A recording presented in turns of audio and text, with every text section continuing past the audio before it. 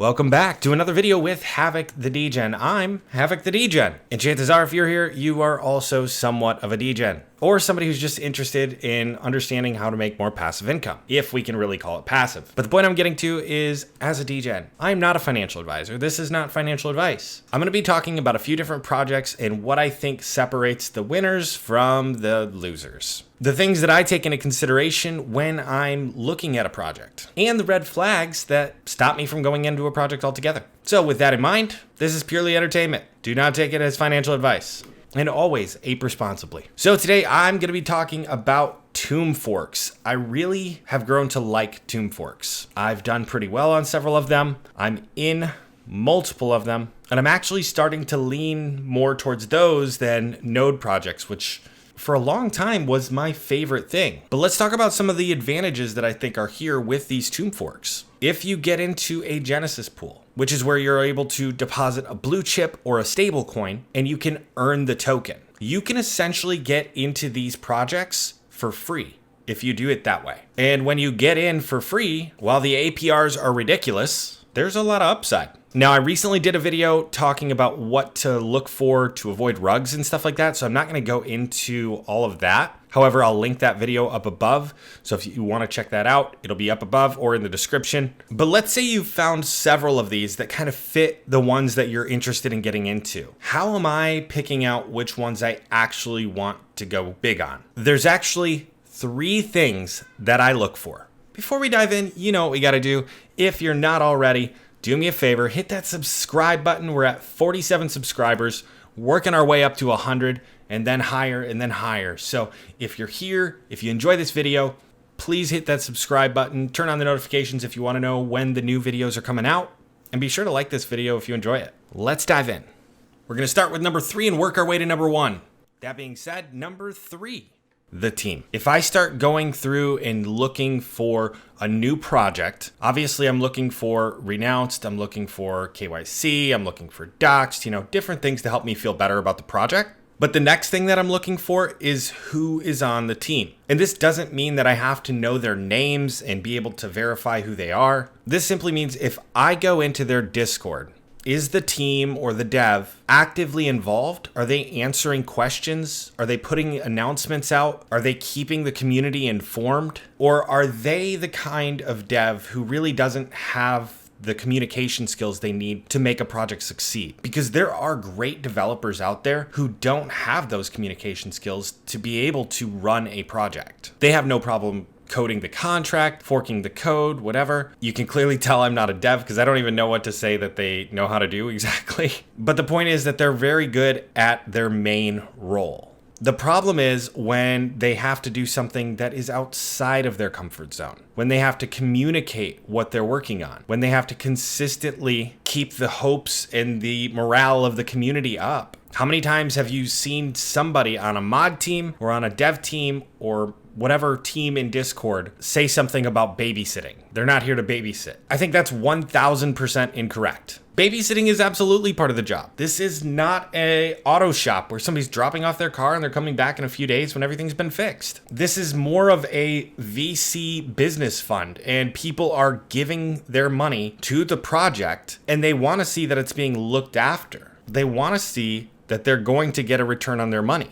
Sure, there are projects that might pop up that people get into and they believe in the long-term vision of the project and they're not even going to question the price. But in this space, there are so many rugs, there are so many dead projects that people have to be concerned. They have to pay attention. And that's something that the team needs to understand, be aware of, and stay in front of. For instance, I run a marketing business. I do a lot of marketing for different crypto projects and DeFi projects, but the bulk of my business is outside of this space. And when I'm working with a client who's paid me to do their marketing, I have to constantly keep them updated on what's going on. Hey, we just put out new ads. Hey, we're pushing out this marketing campaign. It can be as simple as an email. This is the same thing that a team can do with the announcements. Now, everybody says crypto moves fast. It absolutely does. And so whereas in my regular business, I typically send out a weekly update, in crypto, the team needs to be putting out daily announcements, minimum daily. And I think one a day is too little. You don't have to change the world with every announcement, but you have to keep your investors confident in your project. Because as soon as somebody doesn't hear from you, they start to wonder what's wrong. And so again, that's where I will go into the Discord and I'll look, how often are they putting out announcements? What's the engagement like on those announcements? Is the team in there answering questions when new members come in and they're trying to figure out how to get started? If new members are coming into a Discord and their questions aren't getting answered, that's a very, very big red flag. Because part of how these work is they need to have new money coming into them. You say, well, yeah, that makes it a Ponzi. Well, to some extent, I can see that. However, any business on the planet needs to have new money coming in or it fails. What people need to remember is the point of this tomb fork, the point of how these work is that you're building an ecosystem. You're building an economy. And I'll get more into that in our number one most important piece. Number two, are they innovating? Are they doing something different? What separates this project from Tomb? So if we go into their docs, we should clearly be able to see what separates this one from the rest. If a new user goes to the docs or goes to the site and can't clearly see that, why would they choose a project? So let's go through it. The guide.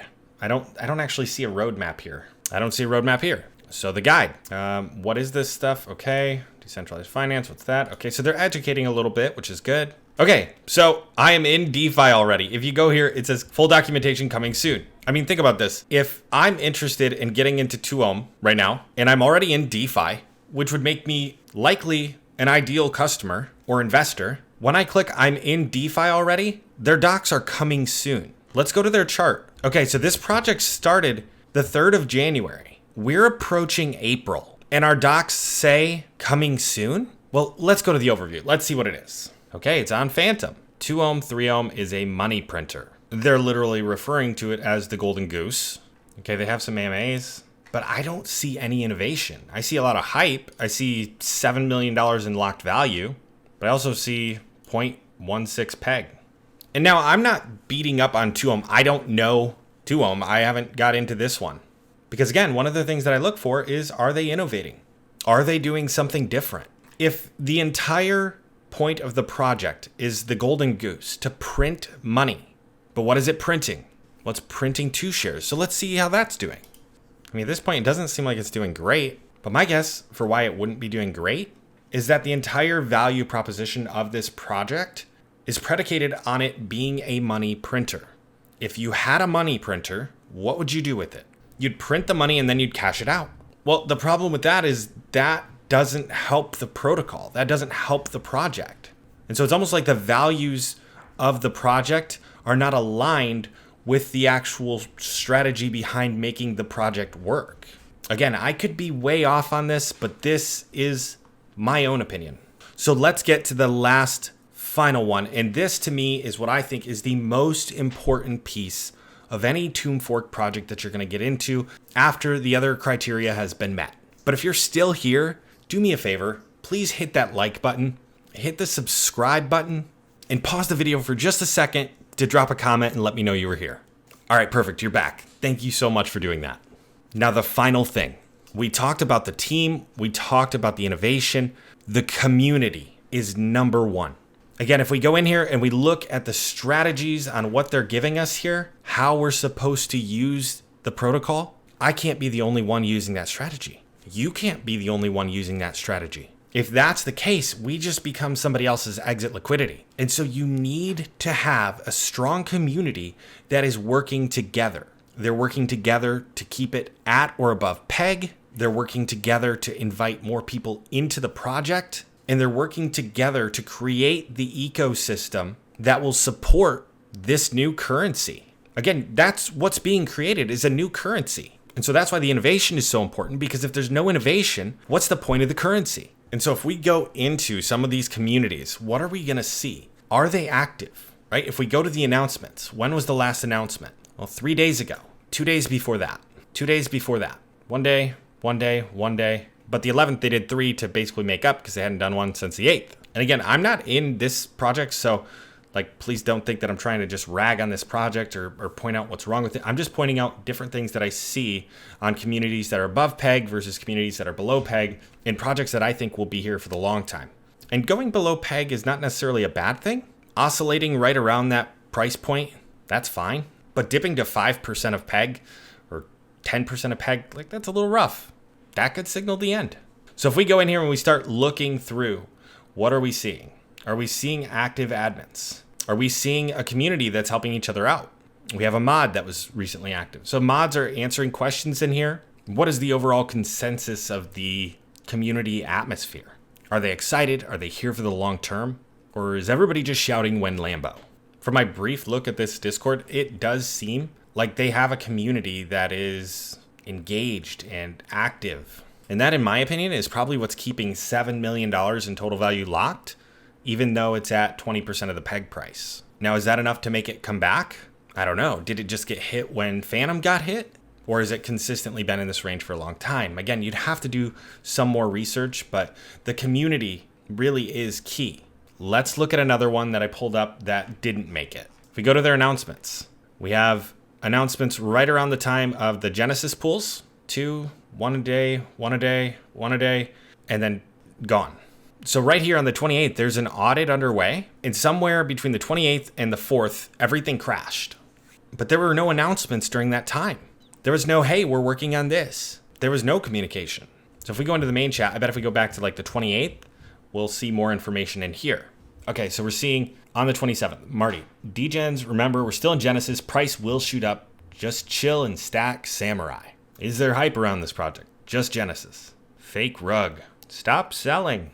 An admin responded a day later. A day later. The Samurai B&B LP Genesis pool is now live. Announcements, please check them. So that was the 27th. Right here, you have an investor, whether this is real or fake, whether he means that or doesn't, but it's saying exactly what I mentioned. Only Dev can help get some more confidence in us. Waiting for more news to ape in more. But I've lost a bit in last tombs and I don't trust nothing. People in DeFi, people in crypto are often on their back foot. And so you constantly have to be relieving any tension inside of your Discord, inside of your community. You constantly have to be giving information. Hi, why would I keep my LP if price continues to drop? Why not selling and buying back cheaper when Gen ends? Not fudding, just want to know. For now, I'm keeping my LP. Next response, well, I guess it could have been a few hours later, but it's the next day. And based on what I'm seeing in the rest of the chat, I'm going to assume it was not a very timely response. And it wasn't from the dev. It wasn't from the team. Someone just sold 140K worth. No one has that. Hodl, whatever. Any dev in here? Any plans for this project? This dead. There's a few community members that want it to work, but there's no community built. So I don't know if this died. I don't know if this rugged. I don't know what the situation was. But again, without that community, the project is not going to succeed. So was it a rug? Was it not? I don't know. I wasn't in this project. I just picked one that was dead off of What the Fork and went through it for you here. Oh, as a quick little bonus, anytime I see a dev or the head admin or team or whatever named the project name and not an actual name, for me, that's just always been a red flag. Like, you don't want other people to know who you are in this project, like not even your Discord name. And it's probably silly, but that's just something I pay attention to. So with that, hopefully this has been helpful. Hopefully you've learned something from it. Hopefully you've been able to take a little bit of my process or what I'm looking at and adapt that into your own to be able to find successful projects. And if you're in any projects that you think are really awesome, drop those down below in the comments so I can check those out as well. And I will see you all in the next video. Have a good one.